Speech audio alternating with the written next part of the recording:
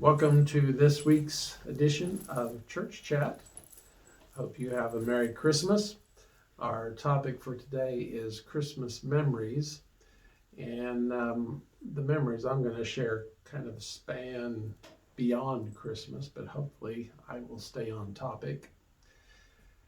Back in 1988, when I went to England,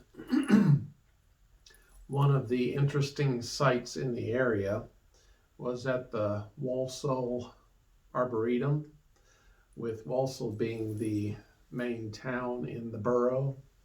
And the Arboretum was really a glorified park. But the interesting thing that they did starting in September or October was that they put up lights all through the park. And this wasn't just a string of lights or two.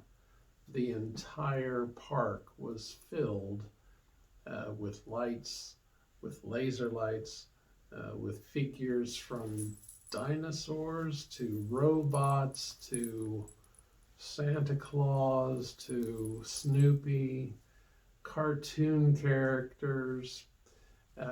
There were several thousand lighted figures on the lake, along the sidewalks, beside the buildings. It was just a winter wonderland to go through, and thousands of people would come from the whole area to see the illuminations at the Walsall Arboretum. And so one of Jane and my first dates was walking through the illuminations, and we were still getting to know one another and held hands as we walked through the illuminations, and then went to have pizza afterward. And so it was one of my happy memories of England, of getting to know Jane, and just seeing and being surrounded by the light. Sadly, due to the maintenance and expense, they don't do the illuminations anymore, and they've sold off many of the figures and many of the lights that they once used to provide the illuminations. The next year, things had progressed to the point where Jane came over to America. I had just returned a few months earlier, and if you remember, in Christmas 1989, it was one of the coldest winters we have ever had. When she landed at KCI, it was 22 below zero. Generally, it doesn't get below 40 degrees in England, and so she was landing in this horrible deep freeze. The roses that I got her almost froze from the time I went from the car into the airport. It was just miserable. But one of the things that we wanted to do was to take her out to Longview Lake and see the Christmas lights. As we drove out there, we took my parents' van. We were all sitting inside, and it was so cold that all the windows were frosting over. So it was hard to see the lights through the van windows. But it was a nice occasion. It was good to see her. And a few months later, she came over when we got married in June of 1990. So moments of light at Christmas have been part of our early history. It reminded me that you have to appreciate the lights when they're around you. You have to take care of the lights if you're going to sustain them, and the lights can guide you to new and better places. Randy and Lynn are going to share some of their Christmas memories with us and give us some insight to celebrating this year. So in thinking about Christmas memories, I kept coming back to, over the past 20 plus years, most of my favorite Christmas memories have been around celebrating the Christmas Eve service with my Crossroads Church family. And whether that's been involved in music or the drama skits or joining together and celebrating communion. Every year's been different. Every year has been memorable. Every year has been something special. But one of the constants through all of the years for me has been that at some point during that Christmas Eve celebration, there's a moment where it feels as if time freezes.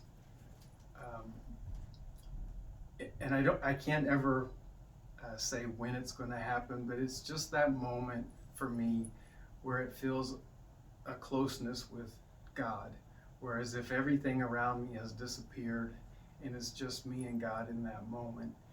And I think that that's kind of what the Christmas experience is supposed to be, is that moment where all of the hustle and bustle, all of the noise and confusion and all of the traveling and all of the busyness stops for just a moment, and we just recognize that Christmas is about Christ.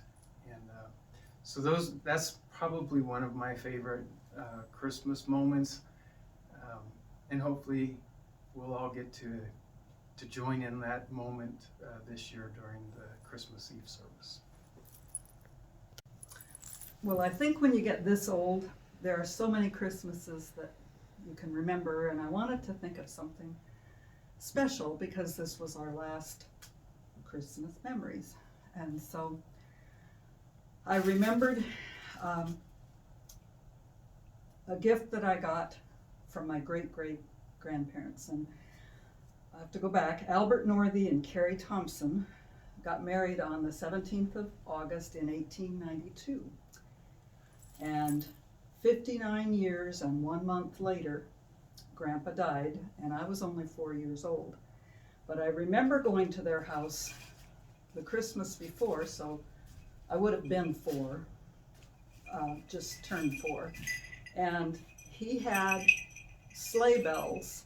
It was an old leather strap, probably 4 to 6 inches wide, and just a whole bunch of bells on there. And when he died, my grandmother made sure that I got 3 of the bells as a memory of Grandpa Northey.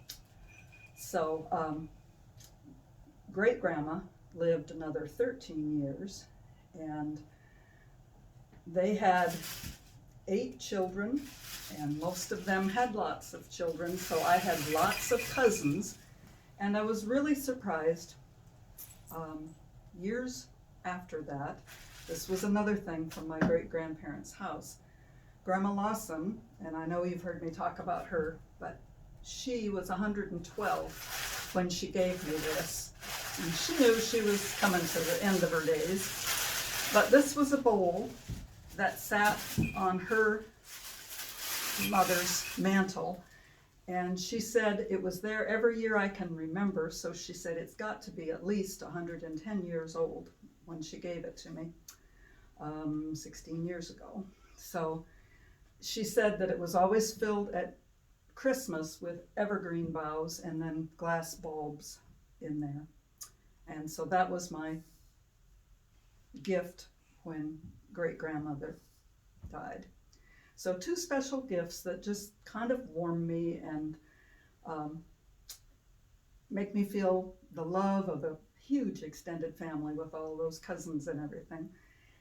So to me, in thinking about that, I thought that that's really what the gift of Jesus is too. It's even greater. It's because we've been loved so well by him, I think it's what makes us able to go out and share Christ's love to other people.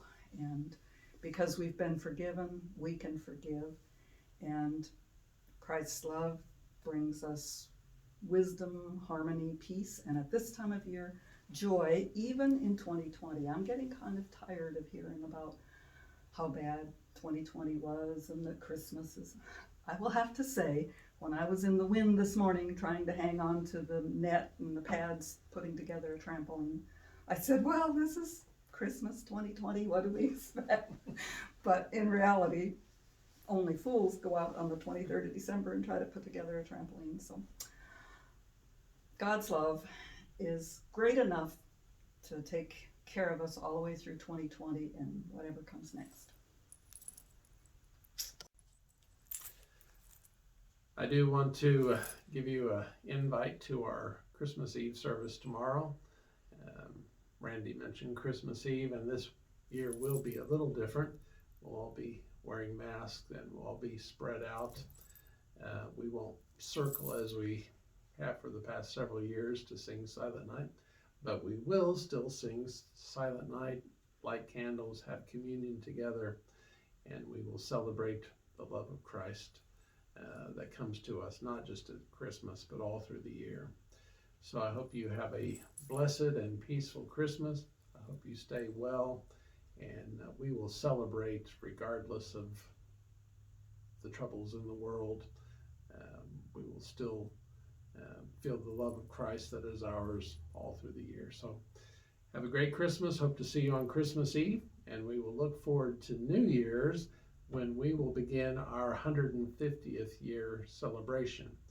We got a phone call today saying our shirts are ready, and so Lynn has been busy getting display items and history items. We'll be having videos coming in the new year from people remembering their experience at Belton United Methodist Church and also at Crossroads now. So it should be a lot of fun to be a part of our celebration next year. So we have a lot to be thankful for and a lot to celebrate this week and in the weeks ahead.